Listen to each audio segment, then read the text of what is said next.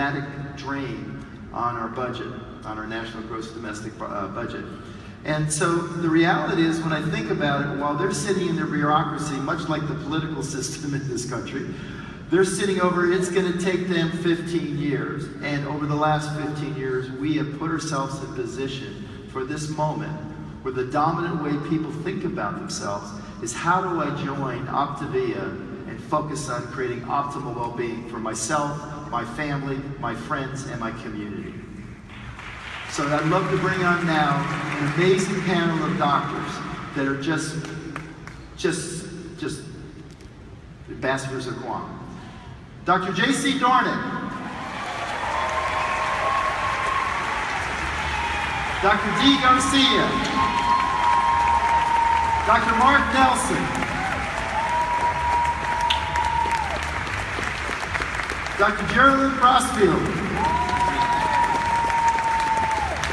And last but not least, Dr. Joe Picarelli.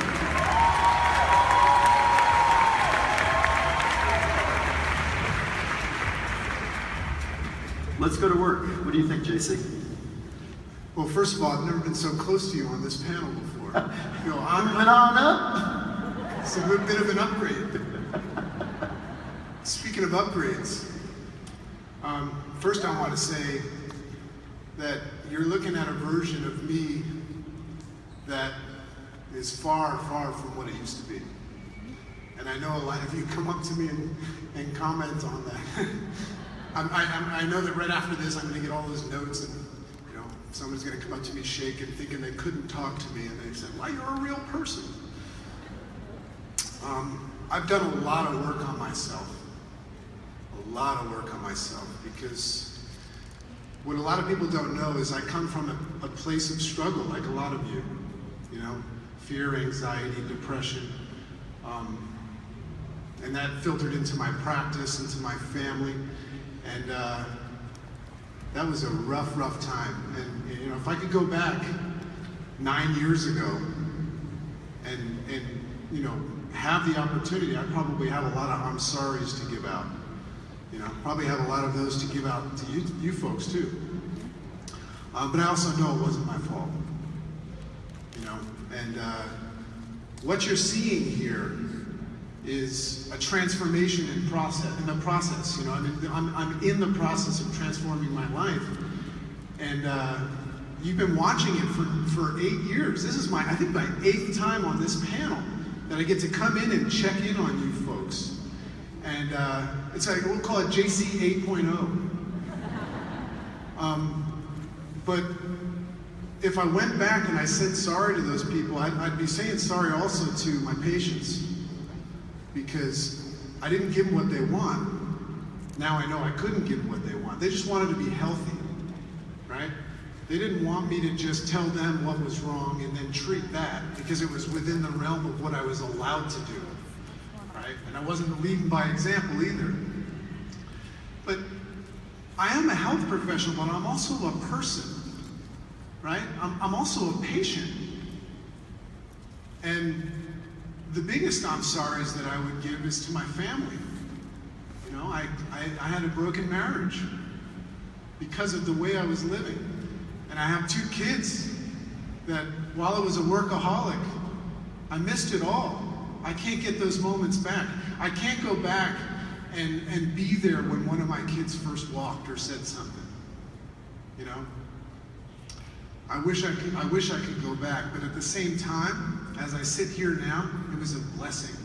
You know, I could blame the old JC for all of my problems that I had, but I'm also going to blame the old JC and that old life for why I am who I am today.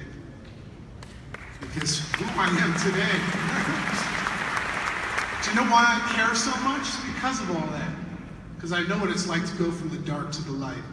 You know, and I know what it's like to be helped.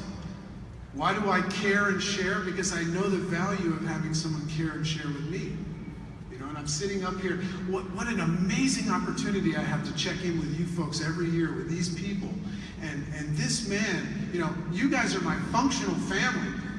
I've got a very dysfunctional family. This is my functional family, and I don't want to, you know, place his age the wrong way, but I kind of look at him as a father as well. Except for when you're skiing. But I mean that. I mean that. In our new world as health professionals, there's no boundaries and there's no rules. All of a sudden now, as health professionals, we can actually meet people where they're at and ask them what they want, and not tell them what they should want and what's wrong with them and just treat that because that's all we get paid for. We can actually say, yeah, but what's really going on in your life? And then they can be in this environment and have that full circle transformation. And all they need is to be ready. That's all they need. So my question to this audience is, are you ready? Hold on a second. I'm all fired up here. You know, I need a little bit more of that. Are you guys ready for this? So, in closing, I just want to say thank you. I want to say thank you to you, thank you to the heavens above, because Take Shape for Life saved my life. And then now we have this new way. And I just feel so lucky and so proud of us. Because what we're going to do is we are going to invite people, those needing people, those suffering people, into this world and partner with them for the first time as health professionals. That's the Optavia way. And invite people into a world where they can actually thrive and transform their entire life. And the only place that they can do that is right here, with us. And the last thing I'll say is something amazing is happening, folks. Open your eyes and wake up. You're all part of it. We're going to do it together. Awesome. Thanks, Jason. Awesome. Dr. Delia Garcia. Hi, my name is Dr. Delia Garcia, and my background is that of oncology. So for 27 years, I had a thriving breast cancer practice, and I loved every minute of it. I can't imagine having picked a better profession for myself. But as time went on, I started to see younger and younger women in my practice, women who were in their 40s and 30s and 20s. And I took a step back.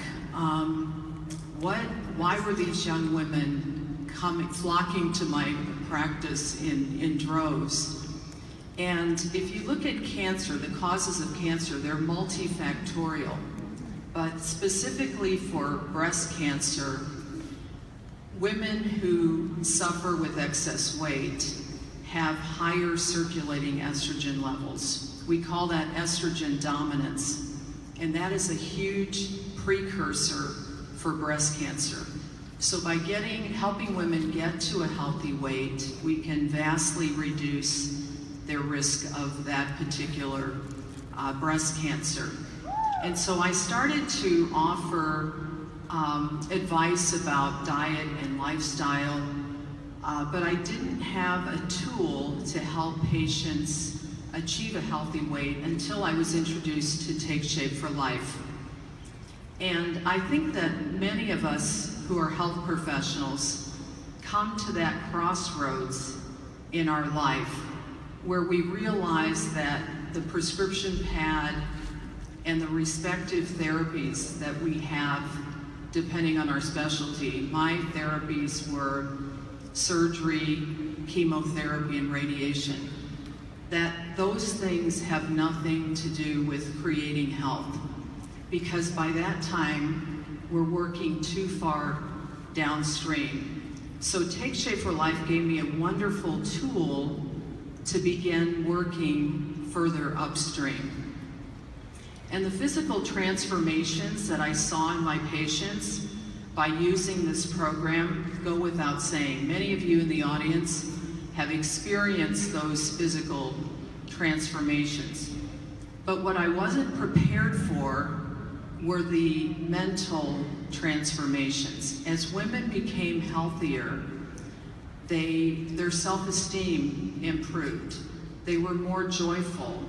Their relationships improved. They started showing up differently in their marriages, and so their husbands started to pay attention to them again. And so I began to look at my own life. I had a lot of dysfunction in my life. I was in a career that I absolutely loved. However, I was working long hours. I wasn't spending enough time with my children. I didn't have a lot of friends. My relationships outside of the office were not that great. And so in 2011, I decided to jump off the cliff. And I closed a huge chapter. I left mainstream medicine to reinvent myself as a full-time health coach. And at the time I left medicine, I was making a very big income in my medical practice, and my income with Take Shape for Life was not very big. But I trusted the system, and I knew that if I had the time, that I would make this work. Because when I set my mind to something, I get it. And so I made it work. And so now I don't even recognize the person that I once was. I wake up every day filled with gratitude, with passion and purpose, excited to help the people that are put in my life. I have joy, I have balance, I exercise every day, I have so many friends, I have healthy relationships. I love my new life, and I'm so grateful to all of the people that came before me to make this possible, for not only myself, but for each and every one of you. And I'm so grateful to each one of you for being a partner with us on this mission. I am honored to be a part of this mission. That's my story, and I'm sticking to it. Great, thanks, Steve. Dr. Mark Nelson.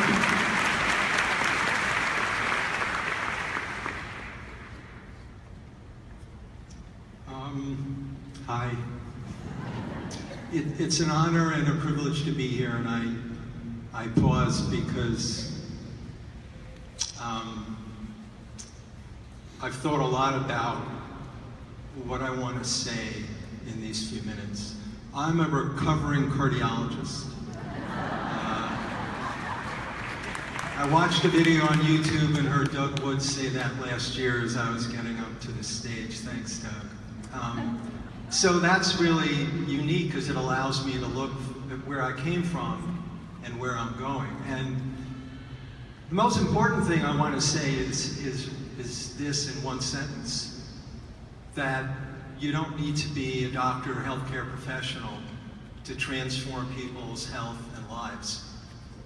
You don't need that. In fact, that model is a failed model. Our sick care system, in my opinion, is presiding over the greatest decline of health in a country that the world has ever seen.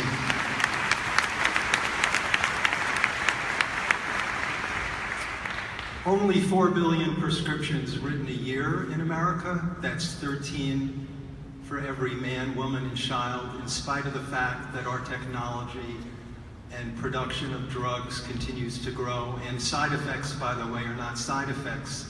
They're effects. They're effects, right? We don't want to see them or talk about them, so they're in small print. But they aren't side effects. They are effects. And what's interesting, you look at the CDC, leading causes of death in America, as you know, first is cardiovascular disease, second is cancer, third is accidents, third is actually the sick care system, 200 to 400,000 deaths per year. Think about that. And George Orwell talked about the memory hole. George Orwell, the truth ministry. Well, the sick care system is a truth ministry and memory holes, where we really don't talk about what's real. What's real is that the health of America is declining, as Dr. Anderson has shared with us. Our lifespan actually is. In the first 9 months of 2015, the lifespan of Americans was shorter than in 2014. And that was due to diseases related to overweight and obesity. And that was predicted in the 1970s when the obesity epidemic started to rise. So if you think our survival as a species is guaranteed, I'm here to tell you that it's not.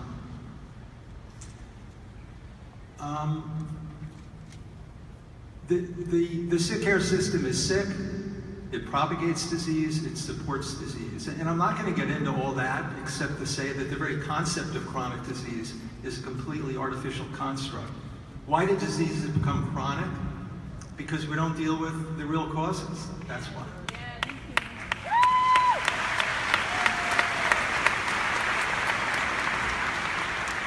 And if there's some health professionals in the audience and I'm unsettling you a little bit, good. We need to take a cold-blooded look at what's real. 95% of heart disease is preventable and most of it is reversible. At least 50% of cancer deaths are preventable. 90% of type 2 diabetes, the leading cause of diabetes and pre-diabetes, are preventable and reversible.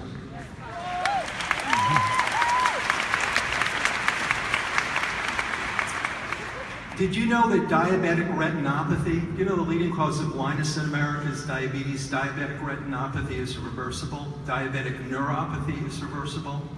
Do you know the leading cause of kidney failure and dialysis in America is diabetes? The leading cause of amputations is diabetes. And diabetes is, in essence, a disease of lifestyle. And while the sick care system wants to claim diseases so they can take control over them away from you and patients, by saying obesity is a disease, I challenge that. Obesity is not a disease. It's a way of life.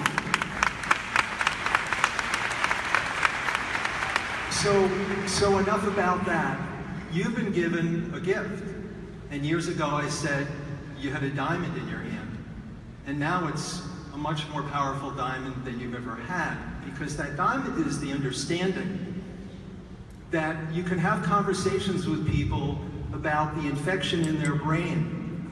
The infection is that they believe they're powerless, there's complacency, that they don't know what to do, that they're confused, that their doctor said this or that.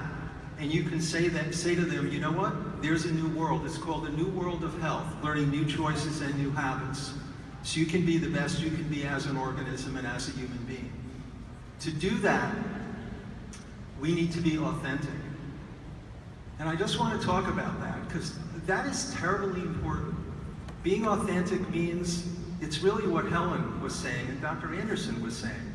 The brand doesn't build itself. You build the brand. Each and every one of you builds the brand. The brand is not a logo or a slogan. The brand is how we design our lives. Do you know that you can lengthen your life by habits of health, which lengthens the telomeres on your chromosomes? You can also shorten those telomeres and shorten your life by the choices you make each and every day. Do you know that prostate cancer is reversible?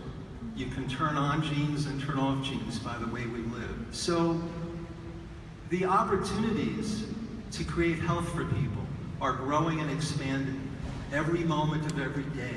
And by being authentic, what I mean is, I hope that each and every one of you engages with what we are doing fully, with your hearts, with your bodies, with your minds, so you make the decision that you can represent a new way to think, a new way to live, and a path that empowers people to allow their bodies to do something that they actually do really well when they're allowed to.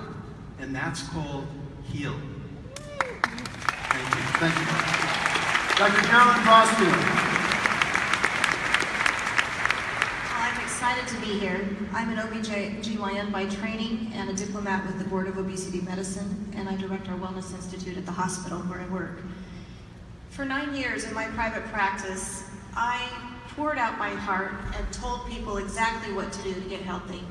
I told them how to lose weight, how to lower their cholesterol, and spent hours personalizing programs with them.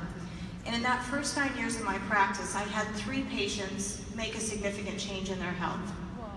And at the end of that 9 years, I counted that up and I thought, oh my gosh, this is not okay. In fact, I felt such a level of personal failure and despair that I really questioned whether I ought to be a doctor. I thought 3 in 9 years is despicable. And I was certainly a stress case, full of a lot of anxiety and stress at that point myself. And I thought, what am I going to do? Nothing that I'm doing is making a difference in these people's lives. And an angel walked in my office. It was Take Shape for Life in the form of a body named Philip. And so he shared with me, and I became a health coach. And within 30 days, I had 21 people whose results were blowing my mind. I thought, holy cow, I've got to take these people off of medication.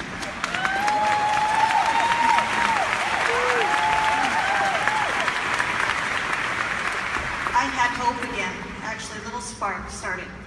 And those 21 people stayed on program. 6 months later, a person who's sitting in this audience, 6 years later, having sustained their weight at an optimal level and improved their health, that person had walked into my office as one of my first patients on Take Shape for Life, and I said, I have to ask you to do something with me. I'm afraid you're not going to come back at the end of the summer.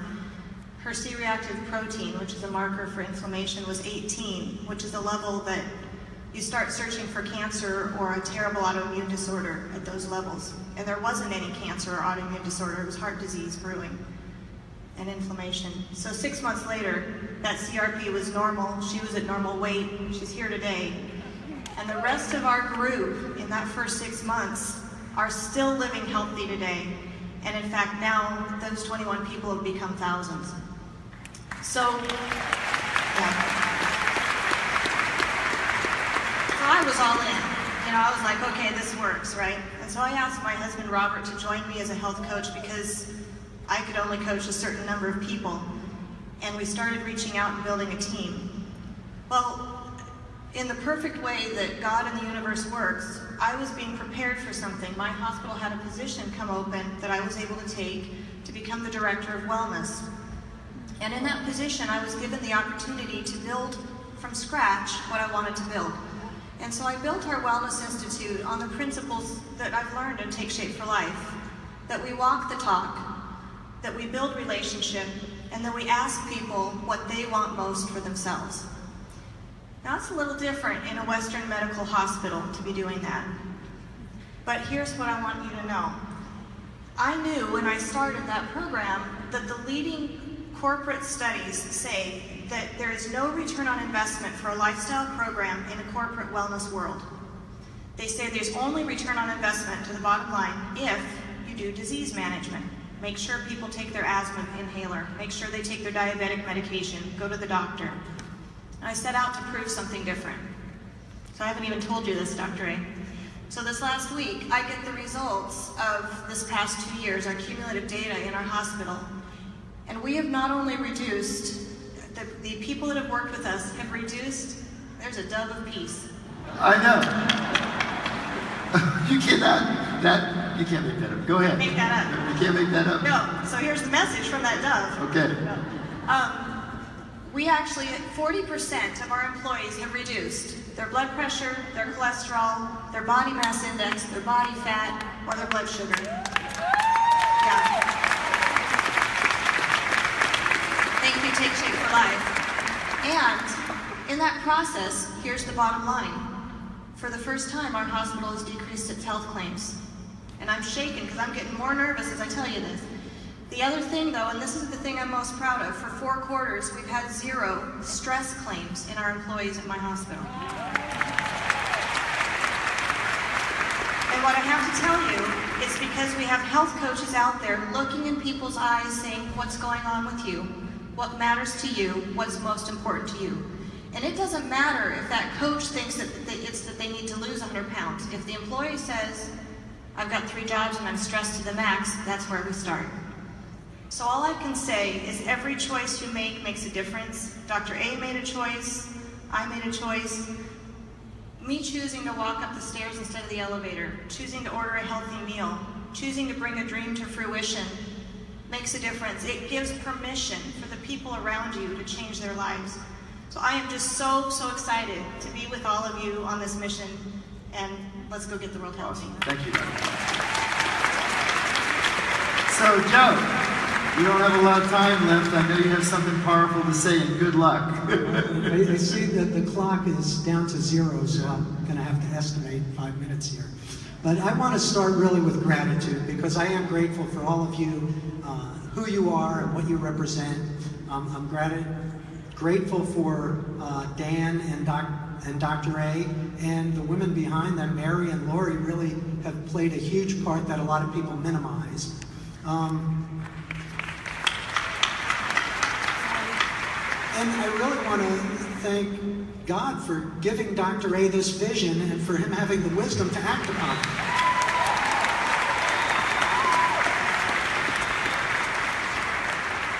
And when we look at Take Shape for Life and who we are and where we're going, we always have to start with why. And there is a lot of science behind what we do, and the science is spot on. And the business plan, for those of you who are willing to work it, recognize that it's unsurpassable. But really, if we start with the why, and you heard even Mona, it all starts in the heart. And just like as a vascular surgeon, if there's no blood and there's nothing carrying oxygen, then it dies. And you can see that that's not happening here. Instead, we're going the other direction. And when I heard Dr. A say last night that a business that is profit-driven is not as profitable as a business that's purpose-driven, I realized that a business like ours that's purpose-driven provides purpose and profit, but a business that's profit-driven gets neither. So the point of education, I read the other day, is not to fill buckets really, but to ignite sparks. And isn't that what we should be doing, is igniting the sparks in other people, in their lives, and showing them what it is that we're all about and what they're capable of. And someone texted me and said, about an hour ago, said, that was a great example of of Take Shape for Life to Optavia. And I was thinking, it's not Take Shape for Life to Optavia, it's Take Shape for Life into Optavia. Because just as the butterfly comes from the caterpillar, and when you look at the caterpillar, you have no idea that there's a butterfly in there. But it's all there. And we've always been on the optimal path. So it's not that we're really becoming anything different, we're just becoming more of who we are. And so, as often I do, I'll end with a quote. This is one of my favorite quotes. And it's that every great achievement was at first and for a time a dream. The oak sleeps in the acorn. The bird waits at the egg. And in the highest vision of a soul, a waking angel stirs. Dreams are the seedlings of reality. So let's live our dreams and let's go spread a lot of seeds and help make this a reality for a lot of people. Great job, Jerry. Ladies and gentlemen, the new health professional